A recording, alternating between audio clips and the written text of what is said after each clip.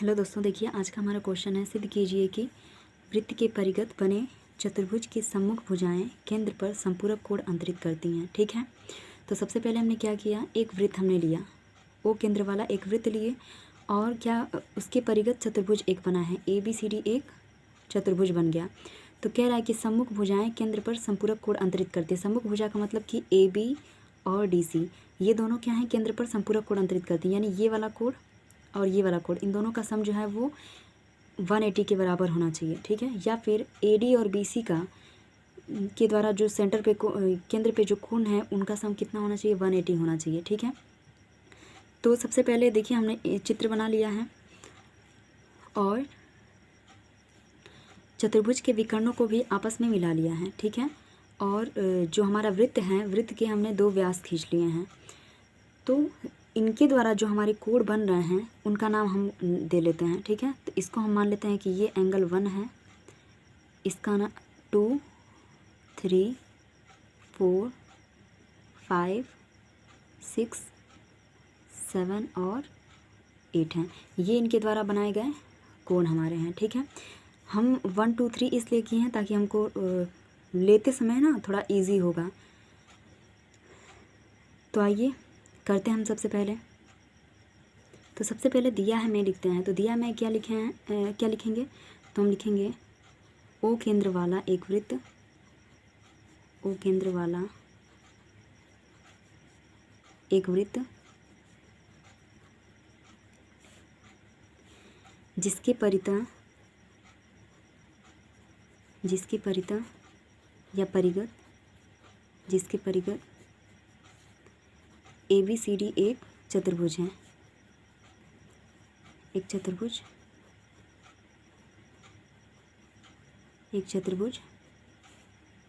इस प्रकार है, इस प्रकार है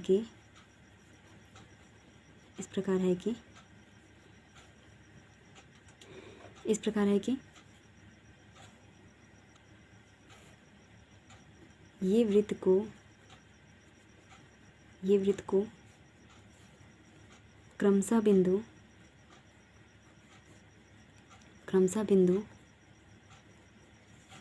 P Q R तथा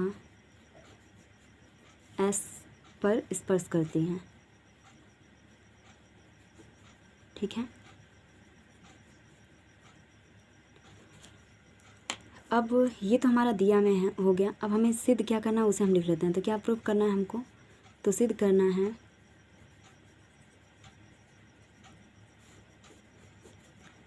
में हमारा सबसे पहले है कोण AOB प्लस कोण COD इक्वल होना चाहिए 180 के, और कोण AOD प्लस कोण BOC इसका सम कितना होना चाहिए, 180। ये क्या करना है, हमें प्रूफ करना है। तो आइए हम करते हैं अपना सॉल्व करते हैं इसे। तो देखिए सबसे पहले हम क्या करेंगे, सबसे पहले हम 2 त्रिभुज लेंगे, दोनों को सर्वांगसम करेंगे। क्यों, ताकि हमारे जो हम कोण 1 2 3 करके ऐसे लिए हैं वो इक्वल आ जाएं। ठीक है, तो आइए सबसे पहले हम ले लेते हैं त्रिभुज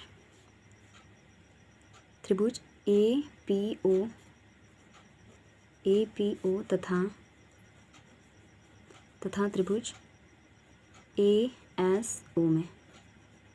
तो देखिए यहाँ से APO तथा ASO में अगर हम बात करें तो APO में हमारा जो AP साइड है वो इक्वल होगा AS के। क्यों, क्योंकि देखिए थियरम हम पढ़े हैं कि वृत्त के बाह्य बिंदु से खींची गई स्पर्श रेखाओं की लंबाइयाँ क्या होती हैं, बराबर होती हैं।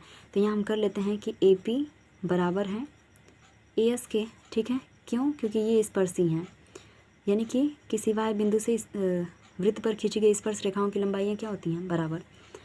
उसके बाद से देखिए यहाँ पे OP और OS दोनों क्या हैं, त्रिज्या हैं। सबसे पहले हम ले लेते हैं ये OA, दोनों में क्या है, कॉमन। तो OA बराबर OA, दोनों में क्या है, उभयनिष्ठ है, उभयनिष्ठ हैं। और OP जो है वो बराबर है OS के। क्यों? क्योंकि ये वृत्त की क्या है, त्रिज्या है,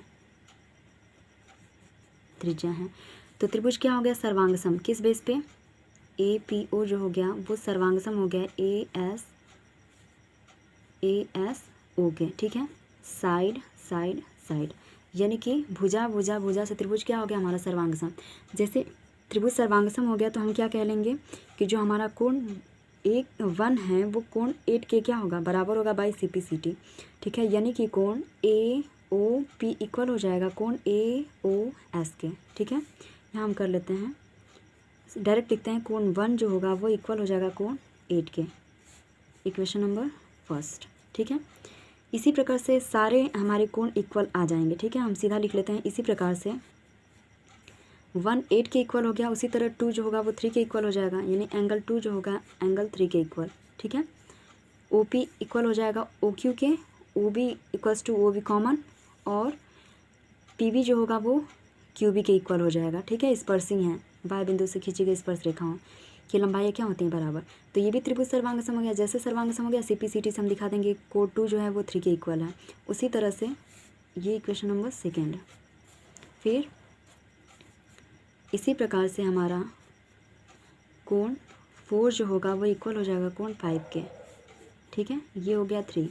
फिर कोण 4 5 के इक्वल हो गया। अब जो 6 है वो 7 के इक्वल, यानी कोण 7 जो है एंगल 7 6 के इक्वल हो जाएगा। फिर यहाँ से जो हमारा एंगल 7 है 1 8 के हो गया, 6 7 के, ठीक है। तो ये हमारे हो गए सारे एंगल। तो ये हो गया हमारे 4 इक्वेशन हो गए। अब इसके बाद से हम क्या करेंगे, ये जो हमारा बिंदु O है, O के द्वारा केंद्र पर कितना डिग्री का कोण बन रहा है, 360 डिग्री का। तो हम लिख लेते हैं, चूँकि बिंदु O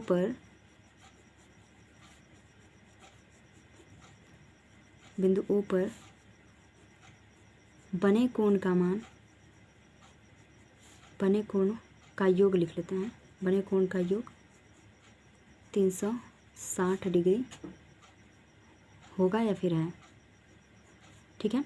तो हम कर लेते हैं यहाँ पे, देखिए, तो हमारा होगा कोण 1 + 2 + 3 + 4 + 5 + 6 + 7 और प्लस कोण 8 इक्वल्स टू कितना हो जाएगा, 360, ठीक है।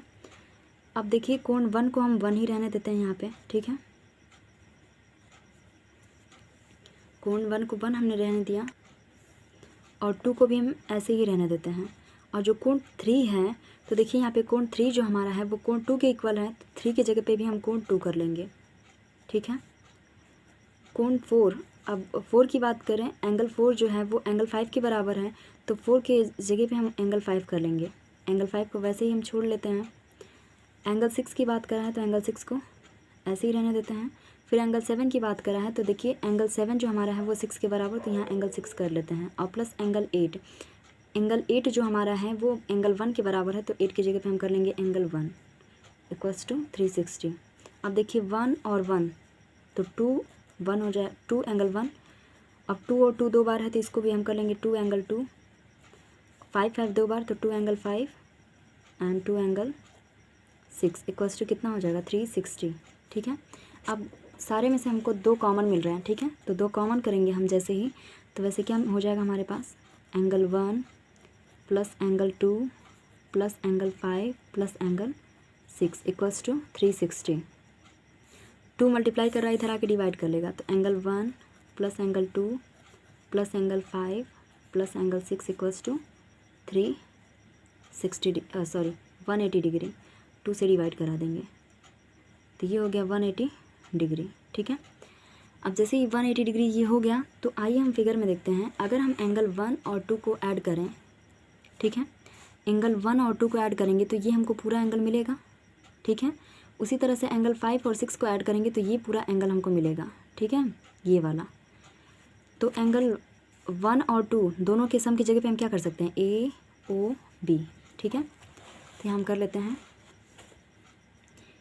इसके प्लेस पे यानी कि एंगल 1 और 2 की जगह पे हम कर लेंगे एंगल AOB और प्लस 5 और 6 की जगह पे हम कर लेंगे एंगल COD इक्वल्स टू कितना हो गया 180 डिग्री।